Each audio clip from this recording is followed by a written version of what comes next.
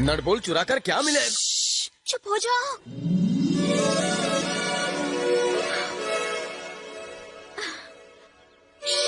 मैं एक शुभ काम करने जा रही हूँ। कौन सा? थोड़ी देर में बलदेव अपने बंगलों से बाहर निकलेगा, फिर गाड़ी स्टार्ट करेगा। जैसे ही रफ्तार बढ़ाएगा, टायर्स बाहर निकल आएंगे और उसकी बॉडी से आत्मा निकल जाएगी। वैसे ये बताओ, तुम कौन हो? मैं यहाँ ड्यूटी पर हूँ। घबराओ मत, वो मुझे भी पसंद नहीं। तब ठीक है। कांस्टेबल हो क्या? देखा तुमने, मैं चेहरा पढ़ लेती हूँ। वैष्णवी तुसी तो ग्रेट हो। वैसे ये वैष्णवी है कौन? हम इस हरकत के पीछे कोई कहानी है? कॉफी पीते हुए बात करें? तुम्हें पता है, ये बलदेव आशा फाउंडेशन के नाम पर शहर में करप्शन कर रहा है। उस फाउंडेशन की तुम करप्ट ट्रस्टी हो क्या? मैं तुम्हें किस एंगल से करप्ट लग रही हूँ? वो असली आशा फाउंडेशन को बदनाम कर रहा है। आशा फाउंडेशन नाम की पहले से कोई संस्था है? मैंने तो बोगस नाम रखा था। कहाँ खो गए? हाँ, यही एक नाम मिला था उस कमीने को। मेरे फाउंडेशन को बदनाम कर रहा है। वो मासूम अनपढ़ होगा। चुप बे। तुम उसकी इतनी तरफदारी क्यों कर रहे हो? पिछले 4 सालों से हम उस ऑर्गेनाइजेशन के नाम से न जाने कितने चैरिटी प्रोग्राम्स चला रहे हैं। उसने सब मिट्टी में मिला दिया। मेरी फ्रेंड काव्या एक लड़के से प्यार करती थी। एज यूजुअल अब उस लड़की के घर वाले गुंडों की मदद से उसकी शादी कहीं और करवा रहे हैं। जब हम कंप्लेन करने गए, तब पता चला सब गुंडे आशा फाउंडेशन में पैसे भरने वाले रजिस्टर्ड गुंडे हैं और उनकी आईडीज देखकर पुलिस वालों ने उन्हें छोड़ दिया। छी! इस सब का जिम्मेदार कौन है बताओ? लड़की अगर आईडी बनवा ले तो? एकदम बुद्धू हो तुम। इस सब का जिम्मेदार वो बलदेव है। एक मिनट। हाँ भांजे, सारे पैसे तुम्हारे अकाउंट में जमा करा दिए हैं। बहुत अच्छे। बैनर्जी की लड़की का क्या हुआ? वो अपने आशिक के साथ रफू झन्ना हो गई। और मैनेजर की लड़की? वो थोड़ा मैनेज नहीं हो रहा है, 1 साल रुकने के लिए बोल रहा है। अभी टाइम वेस्ट मत कीजिए। एक लड़की है वहाँ के भालोबाशी। चलो मेरी जान तो छूटी। मेरा कान गर्म हो गया, फोन डिस्कनेक्ट कर दीजिए ना। तुम्हारे दोस्त की शादी कब है? आज शाम को 5 बजे। क्यों? नहीं, 2 बजे कर दो। हाँ? तुम लड़के को लेकर रजिस्ट्रार ऑफिस पहुँच जाओ, मैं लड़की को लेकर आता हूँ, हो जाएगी शादी। कैसे? Happy married life. क्या बात है, 2 टके के कांस्टेबल होकर ये सब कैसे मैनेज किया? लोग प्यार के लिए अपनी जान दे देते हैं। मैं शादी नहीं करवा सकता। Thank you. तुमसे कुछ जरूरी बात करनी थी। तो करो ना। उस बलदेव की अकल ठिकाने लगाने के लिए मैंने छोटा छतरी गोविंद से बात की है। 2 लाख में उसके हाथ पांव तोड़ने का कॉन्ट्रैक्ट दे दिया है। वो एडवांस लेने के लिए बस आता ही होगा। अगर तुम भी मेरे साथ रहे तो। Hello madam. हाँ? आ गया सुपारी वाला आ गया। गोविंद, रोकना तैयार है? 2 मिनट। हेलो, 2 मिनट वाला नूडल्स बनाने की जरूरत नहीं है। अपन के पेट में 2 किलो का मुर्गा है। मुर्गा एडवांस निकालो, एडवांस। अपन अंदर आ रहा है। 91, 92, 93। अरे जरा अच्छे से गिनना। अपन की गिनती थोड़ी सी हिली हुई है, लेकिन साइंस में अपन को बोले तो फुल 2 मार्क्स मिलता था, क्योंकि किसकी कौन सी हड्डी किधर से तोड़नी ये अपन को मालूम है। अगर गर्दन की हड्डी तोड़ दी तो 25 मिनट तक फड़फड़ाता रहेगा बिना पानी की मछली की। अगर भेजे की हड्डी तोड़ दी तो? तब तो समझो ऑन द स्पॉट खत्म। लेकिन तुमको कैसे मालूम?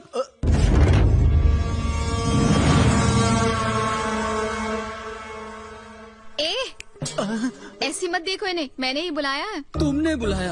काय को? तुम अगर पैसे लेकर भाग गए तो? इसीलिए विटनेस के तौर पर मैंने इन्हें बुलाया। जिसको पिटवाना है उसी को गवाह बना रही है। ये भी अपन की तरह दिमाग से पैदल है क्या? दिमाग पर जोर मत डाल, पैसा ले और काम तमाम कर। मैडम अपन को पैसा काय को दे रही है पता है आपको? बलदेव का हाथ पैर तोड़ने के लिए ना। ले कर ले। अपन को तो लगता था अपन का स्क्रू ढीला है, लेकिन अपन के जैसे तो यहाँ बहुत पड़े हैं। अच्छा ये बताइए, बलदेव साहब का झोपड़ा दिखने में कैसा है? उसका फोटो तो नहीं देखा, पर काले गेंडे जैसा होगा। ऐसा है, आपकी बात मेरे भेजे में घुस गई। आपके लिए सजेशन है, बलदेव साहब का एक फोटो मंगवा लीजिए। उसे एक बार देखने के बाद 5 बार और देखना, फिर मुझे फोन करना, मैं हाजिर हो जाऊंगा। अच्छा मैं चलता हूँ, बाय। हाँ, जय हिंद। अरे रुको। छतरी बंद हो गई? किससे मिलना है? वोटर आईडी के एनरोलमेंट के लिए आई हूँ। इस घर में कौन कौन रहता है, उनके फोटोज और डिटेल्स चाहिए। डिटेल्स तो मिल जाएंगे, लेकिन फोटो ढूंढने में वक्त लगेगा। कोई बात नहीं सर, मैं वेट कर लूंगी।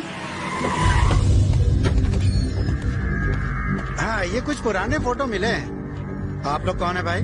Sorry sir, we are from anti corruption bureau. हमारे पास रेड करने के ऑर्डर्स हैं। ऑफिसर्स सर, जब तक ये रेड खत्म नहीं हो जाती कोई घर छोड़ के जाएगा नहीं। सारे फोन बंद करो। घर के हर एक कोने की अच्छे से तलाशी लेना।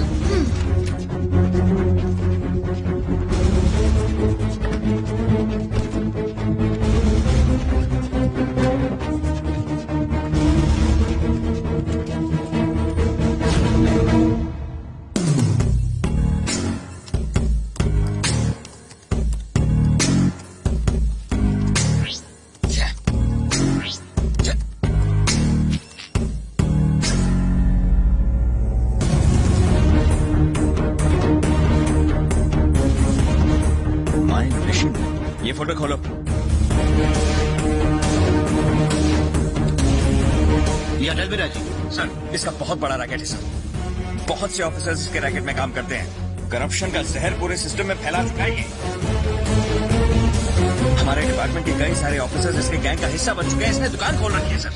Oh my God. सर, हमें जल्द से जल्द। हाँ राजीव। राजीव, सर, मैं आपको फोन करता हूँ।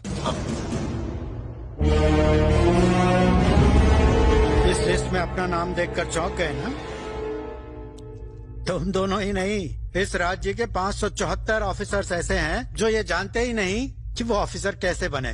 यही है हमारे बलदेव सहाय का मिशन। कौन सा मिशन? सावधान! विश्राम! सावधान! अच्छा, तुम हो। तुम्हारे घर पर मैंने फोन किया था, देखा मैंने। Physical test, written test, oral test, सब में पास हो। मतलब मेरा सिलेक्शन पक्का है ना सर? लेकिन तुम्हारा नसीब खराब है, क्या कर सकते हैं। क्या हुआ सर? देखो, टैलेंट से कुछ नहीं होता, ये सब तो फॉर्मेलिटी की बातें हैं। असली टेस्ट तो अब होगा, वो भी 20 लाख रुपए देकर। कल ही नया रेट फिक्स हुआ है। हाँ, सुनने में थोड़ा ज्यादा है। देखो बलदेव, तुम्हारे पापा मेरे कलीग ही नहीं, अच्छे दोस्त भी थे। और तुम्हारी माँ मुझे घर से नाश्ता किए बिना जाने ही नहीं देती थी। और इसलिए मैंने आईजी साहब से खुद बात की और 5 लाख रुपए में बात डन कर दी। इससे ज्यादा मैं कुछ नहीं कर सकता। 2 दिन में लिस्ट निकलने वाली है, उससे पहले पैसे जमा कर दो। अब सोच क्या रहे हो? अपना घर बाहर बेचकर बीमार माँ का ऑपरेशन करवा रहा है। अब इतनी बड़ी रकम कहाँ से लाएगा? तुम बात नहीं समझ रहे हो। देखो, अगर तुम कोई भी नौकरी करोगे तो तुम्हारी तनख्वाह फिक्स होगी, लेकिन पुलिस की नौकरी में जितना चाहो उतना माल बनाओ। यकीन नहीं हो रहा है? अरे कल्पेश सर। यहाँ आओ। सर, तुमने भर्ती होने के लिए कितने पैसे दिए? ये आप कैसी बातें कर रहे हैं सर? और अभी तक कितने कमाए हैं? देखो, इनसे डरो मत, अपने ही लोग हैं। 15 लाख रुपए सर। सच सच बताओ। 30 लाख रुपए, यही सच है। पैसे नहीं दोगे तो मैं कुछ नहीं कर सकता। सुनो बेटा, कल सुबह तुम्हारी माँ का ऑपरेशन है। अगर उसे तुम्हारी नौकरी ना मिलने का पता चला तो वो सहन नहीं कर पाएगी। आप आ गए? सुबह से आपकी माँ आपको याद कर रही थी। तुम्हें नौकरी मिली कि नहीं, इस बात से ये बहुत टेंशन ले रही थी। और इन्हें देख के हमें भी टेंशन होने लगी। नौकरी मिल गई ना बेटा? सिलेक्शन हो गया माँ? मेरा बच्चा मेरे पास आ। आज तुम्हारे पिताजी होते तो वो बहुत खुश होते।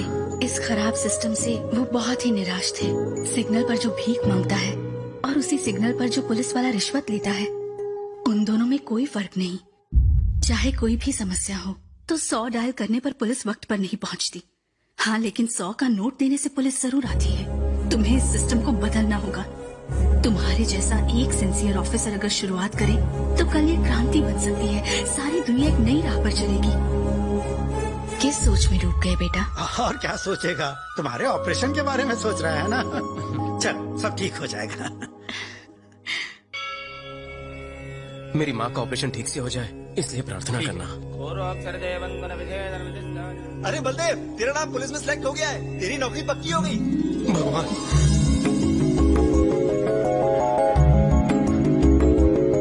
मामा जी, आप यकीन नहीं करेंगे, मुझे नौकरी मिल गई मामा जी। मामा जी,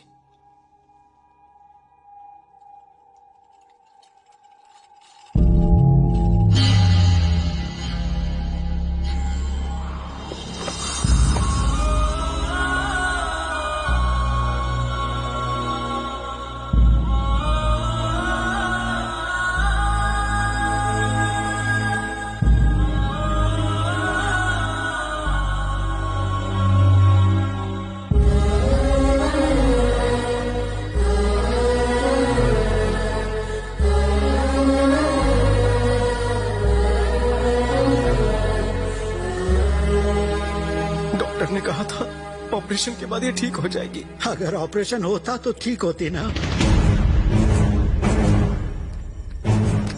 तूने ऑपरेशन क्यों नहीं किया? कॉलर छोड़ मेरा। तुम्हारी माँ ने मना किया था। आपको पता है ऑपरेशन नहीं किया तो क्या होगा? आपकी जान को खतरा हो सकता है माँ जी। मेरे बेटे की नौकरी मेरी जिंदगी से ज्यादा जरूरी है। इस ऑपरेशन से मैं ज्यादा से ज्यादा 2-3 साल और जी पाऊंगी, लेकिन मेरे बेटे को नौकरी मिलेगी तो वो पूरी जिंदगी खुश रहेगा। सर, प्लीज इलाज के पैसे लौटा दीजिए। उन्हीं लौटाए हुए पैसों से वो पुलिस ऑफिसर बन पाएगा। अगर उसे नौकरी नहीं मिली तो मैं कभी अपने आप को माफ नहीं कर पाऊंगी। मैं आपकी बात समझ सकता हूँ, लेकिन एक डॉक्टर होने के नाते मैं ऐसा नहीं कर सकता। देखिए डॉक्टर, आप डॉक्टर हैं, भगवान नहीं जो आपके ऑपरेशन से मैं बच जाऊं। अगर मेरा बेटा पुलिस ऑफिसर नहीं बना तो वो जीते जी मर जाएगा सर। डॉक्टर मैं आपके पैर पर क्या करिए? मेरे बेटे की जिंदगी अब सिर्फ आपके हाथ में है।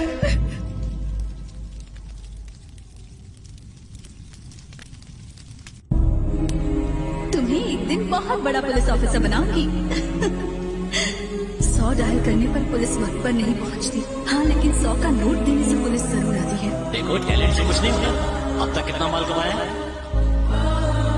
बलदेव बेटा, बहुत से लोग पैसों से नौकरी खरीदते हैं, लेकिन तुम्हारी माँ ने अपनी जान की आहुति देकर तुम्हें ये नौकरी दिलवाई है। तुम्हें एक ईमानदार पुलिस ऑफिसर बनना है। जरूर बनूंगा।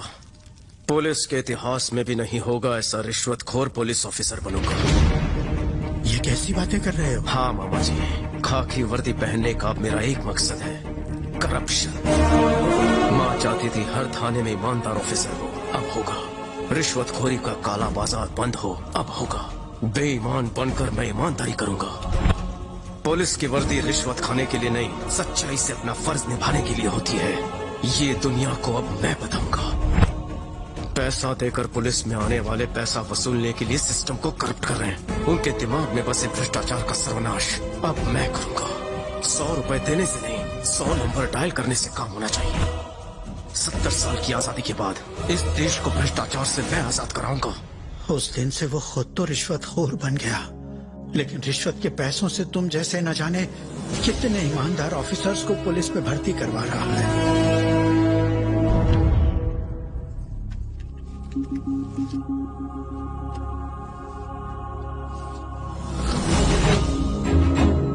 बलदेव, उसने अपना ट्रांसफर इस शहर में क्यों करवाया है पता है? उन 574 ऑफिसर्स में से एक ऑफिसर गौतम भी था, जिसकी फैमिली को बेरहमी से मारा गया। और उन कातिलों का खात्मा करने के लिए ही उसने यहाँ कदम रखा है। उन्हें अंजाम तक पहुँचाना ही उसका मकसद है। उसने कत्ल के चश्मदीद गवाह तिवारी को भी ढूंढ निकाला है। बलदेव सहाय एक नए युग की शुरुआत करेगा, जिस युग में ना तो करप्शन होगा ना ही झूठ। पावर कैसे हासिल किया जाता है और कैसे इस्तेमाल किया जाता है, बलदेव दुनिया को बताएगा।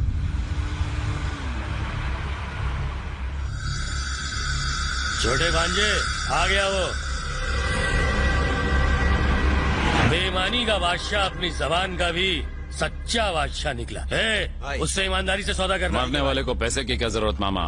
क्या मतलब? जंगल के शेर से शेर मांगने की गलती कर दी इसने। भांजे कहाँ तुम? यहाँ गड़बड़ होने वाली है क्या?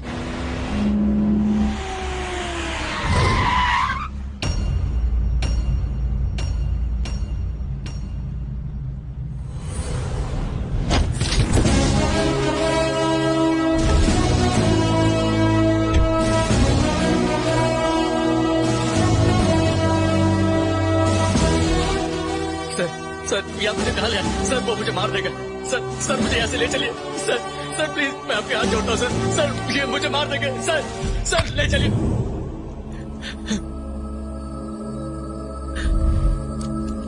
तिवारी, एसीपी गौतम की पत्नी को सबसे पहले हाथ किसने लगाया? सबसे पहले मैंने, और फिर मेरे छोटे मालिक ने एंजॉय किया। क्या कर लेगा तू?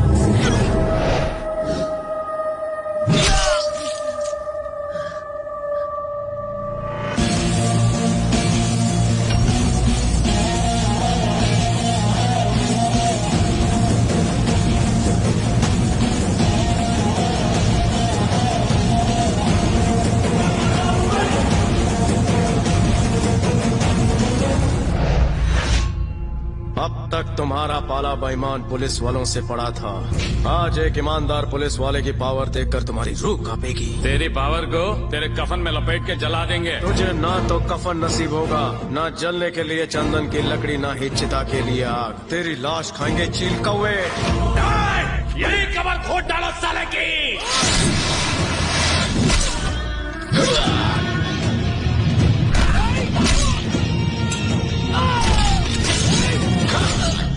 हरामजादों, बुरे काम का अंजाम बुरा होता है और गुनाह का अंजाम सिर्फ मौत।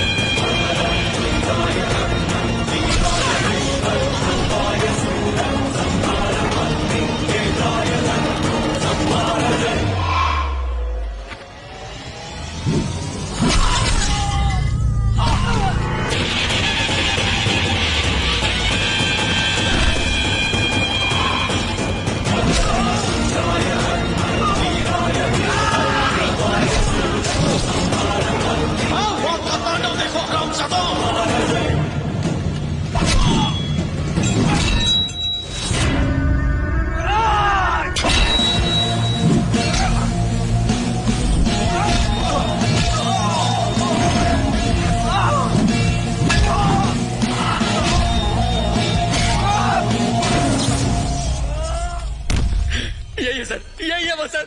इसने एसीपी की बेटी को भी नहीं छोड़ा था सर। मार दीजिए इसे, मार डालिए सर, छोड़िएगा नहीं।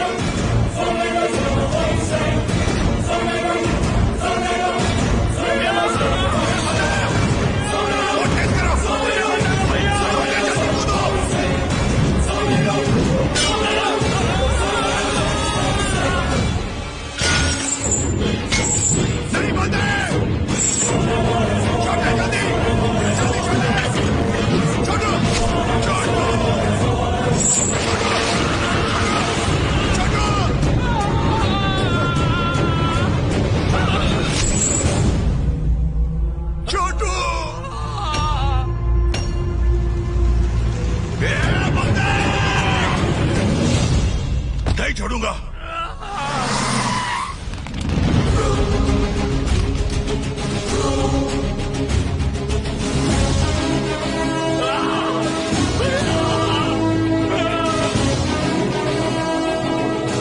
क्या करने वाला है तू? बलदेव! पेशेंट को अगर सही टाइम पर गोली ना दो तो रोग बढ़ जाता है।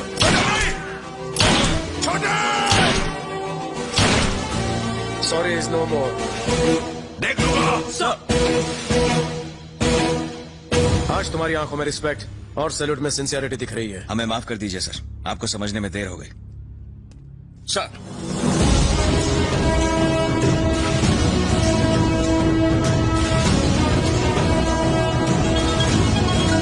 Guys, I'm waiting for your report. Report is ready sir. Baldev Sahay बेकसूर है। What? जी हाँ सर, वो एक सच्चा और ईमानदार ऑफिसर है। ऐसा ऑफिसर जिस पर पूरा पुलिस डिपार्टमेंट गर्व कर सकता है सर। हमें उसके साथ काम करने का मौका देने के लिए शुक्रिया सर। बंगाल टाइगर किसी जू के पिंजरे में नहीं, कलकत्ता के काली घाट में एसीपी की ड्यूटी बजा रहा है। पागल हो गए तुम लोग? दिमाग खराब हो गया है? सच कह रहा हूँ सर, मैं अपनी आंखों से देख रहा हूँ। बलदेव सहाय ही रॉयल बंगाल टाइगर है सर।